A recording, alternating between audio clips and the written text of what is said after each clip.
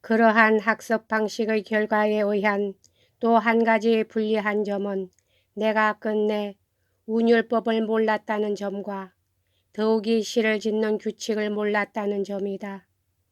그러나 운문과 산문에 있는 그러한 언어의 해조를 맛볼 생각으로 꽤는 노력을 기울여 왔다. 그러나 교사가 없어 거의 불가능하다고 절실히 느껴졌다. 시구 중에서도 가장 쉬운 육각 시구의 구조만은 알았으므로 끈기 있게 베르길리우스의 거의 모든 시기의 운율에 맞춰 보아 그것의 음각과 장단을 표해 두었다. 그 이후로 어느 음절의 장단이 이상하면 내가 표를 해둔 베르길리우스와 대조해 보았다. 물론 그것만으로는 작시법에는 변칙이란 것이 허용된다는 것을 잘 몰랐으므로 나는 많은 과오를 범했을 것으로 안다. 어쨌든 독학에는 얻는 점도 있으나 또 커다란 불리한 점도 있다.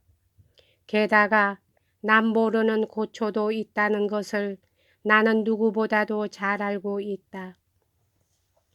점심 전에 나는 책을 덮어놓고 아직 점심 식사가 준비되어 있지 않으면 그때까지 기다리는 동안 친구인 비둘기를 찾아가기도 하고 마당 일을 하기도 했다. 나를 부르는 소리가 나면 왕성한 식욕을 품고 즐겁게 달려갔다.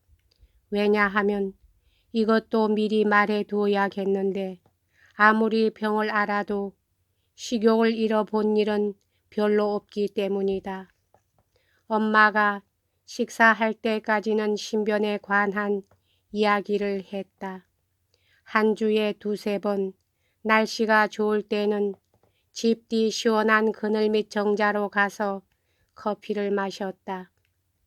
여기에는 내가 호프의 덩굴을 길러 두었으므로 더운 한낮에는 기분이 좋은 것이었다. 우리들은 여기서 잠시 야채와 꽃들을 둘러보거나 살림살이 얘기를 하며 보냈다. 그런 얘기가 도리어 한결 이런 생활의 즐거움을 느끼게 했다. 정원가에는 또 다른 조그만 가족이 있었다. 꿀벌이다. 나는 거의 빼지 않고 문안을 가지만 엄마도 가끔 나를 따라왔다. 나는 꿀벌의 활동에 비상한 흥미를 가졌다. 꿀을 모아 가지고 돌아오는 것을 보고 있으면 상당히 재미있었다. 가끔 나를 수 없을 정도로 무거운 짐을 다리에 달고 돌아오는 놈이 있었다. 처음엔 너무 재미가 있어 무심코 있다가 2~3번 벌에게 쏘였지만 그 뒤론 완전히 나와 친해져서 아무리 가까이 가도 아무렇지가 않았다.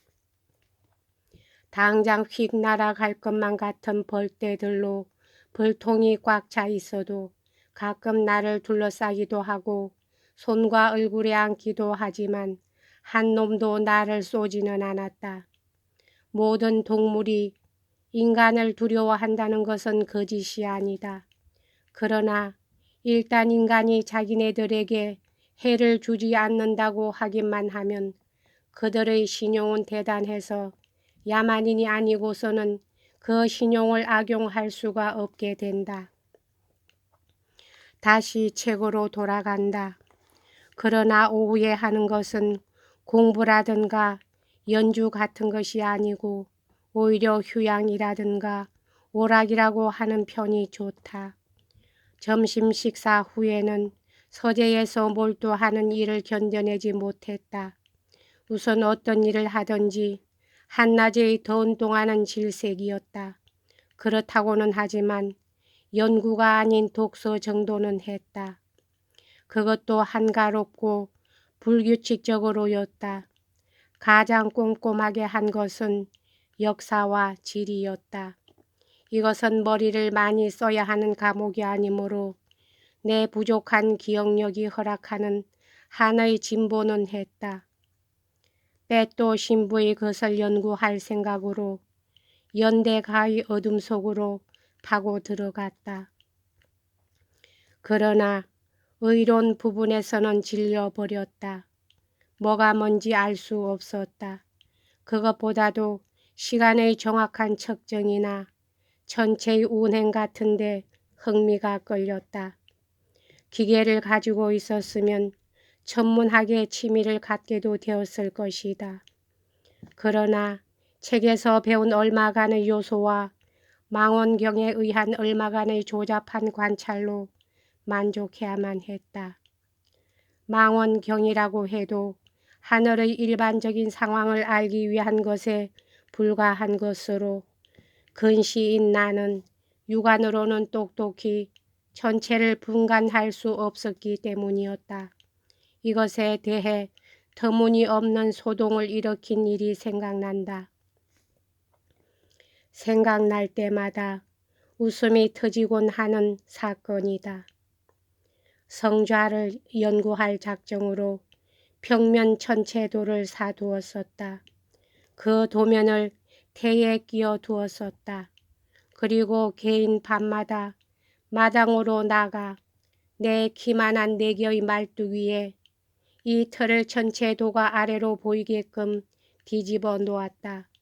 또 그것을 보기 위한 촛불을 바람에 꺼지지 않도록 4개의 말뚝 한가운데 놓여있는 들통 속에 세웠다. 그러고 나서 눈으로는 전체도를, 망원경으로는 전체를 번갈아 바라보면서 별을 보고 성자를 분간하는 연습을 했다. 앞에서 말했다고 생각되는데 이 땅의 임자인 누아레시의 정원은 조금 높은 곳에 있었으므로 큰 길로부터 마당에서 하고 있는 일들이 환히 보였다. 어느 날 밤 농부들 여럿이 꽤 늦게 이곳을 지나가다가 이상한 도구를 버려놓고 열심히 관측을 하고 있는 나를 보았다. 전체도에 반사되기는 하나 들통에 가려져서 출처를 알 수 없는 불빛, 4개의 말뚝, 도형을 사방에 그린 커다란 종이, 틀, 그리고 연방 이리저리 움직이는 망원경, 이런 것들이 언론보와 마술책에 나오는 광경과 흡사했으므로 그들은 깜짝 놀랐다. 나의 옷차림도 그들을 안심시킬 만한 것이 못 되었다. 사냥개 귀처럼 차양이 늘어진 모자를 나이트 캡 위에 눌러쓰고 엄마가 억지로 입으라고 해서 입은 방 안에서 입는 솜으로 누빈 자켓을 입은 모양은 어디로 보나 마술사 같았으리라. 게다가 한밤중이 가까웠으므로 틀림없는 악마의 향연이 시작되는 것으로 생각했을 것이다. 그들은 이 광경을 좀 더 두고 볼 겨를도 없이 허겁지겁 달아나서 근처 사람들을 불러 깨워 방금 본 것을 이야기했다.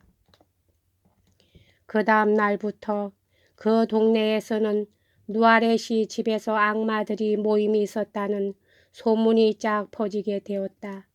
이 소문이 결국 어떤 결과를 가져왔는가는 내 요술을 실제로 목격한 농부 한 사람이 언제나 집에 오는 예수회의 2 수도사에게 말하지 않았더라면 나는 지금까지 알지 못할 뻔했다. 2 수도사는 무슨 영문인지도 모르면서 괜찮다고 농부들을 달래놓고 일의 자초지종을 내게 말했다. 내가 이유를 설명하자 그 자리에서 폭소가 터졌다. 그러나 2번 다시 과오를 범하지 않으려고 그 뒤로는 불을 켜두지 않고 관측하기로 하고 전체도를 집 안에서 참조하기로 했다.